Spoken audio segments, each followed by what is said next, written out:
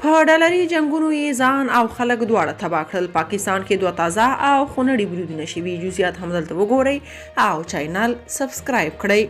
وزیرستان کې 6 پوځیان وژل شوي. د پاکستان پوځ د پنجشنبې په ورځ د مای په 4 د هغوی په 14 وویل چې په شمالي وزیرستان کې د پاکستان د پوځ او وسلوالو اورپکو ترمنځ په نښته کې لږ تر لږه 6 تنه پاکستاني پوځیان وژل شول. د پاکستان پوځ په یوې اعلامیه کې ویلي چې په نښته کې 3 وسلوال اورپکي هم وژل شوي دي او اوس مهال د پوځ لخوا په سیمه کې د مشکوکو بریدګرو لټون روان دی. د یاد برید مسؤلیت د تحریک طالبان مجاهدینو اخیستی او د 10 پوځیانو د وژلو ادعا کړې. دا برید په داسې حال کې کیږي چې د پاکستان پوځ دغه هیواد په شمال لویدیځ کې د سختدریځه اسلام پالو پر وړاندې د پراخو پوځي عملیاتو لپاره چمتووالی نیسي.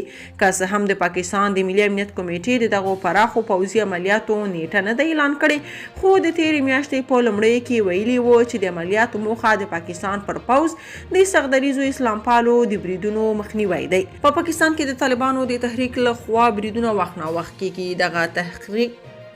دغه تحریک د 2022 کال په نومبر کې د افغان طالبانو په منځګړیتوب د پاکستان پوځ سره لړمحاله اوربند لغوه کړ او دغه تحریک غړو ته په ټول پاکستان کې د بریدونو لارښوونه وکړه. بلخوا کورمه کې د یو ښوونځي 7 ښوونکي وژل شوي. د خیبر پښتونخوا په کورمه کې د یو ښوونځي پر ښوونکو وسلوال برید کې 7 ښوونکي وژل شوي. برید د ناڅرګنده وسلوالو لوري د ښوونځي اداره کې پر هغو ښوونکو شوی چې د ازموینې اخیستو مسؤلیت درلود.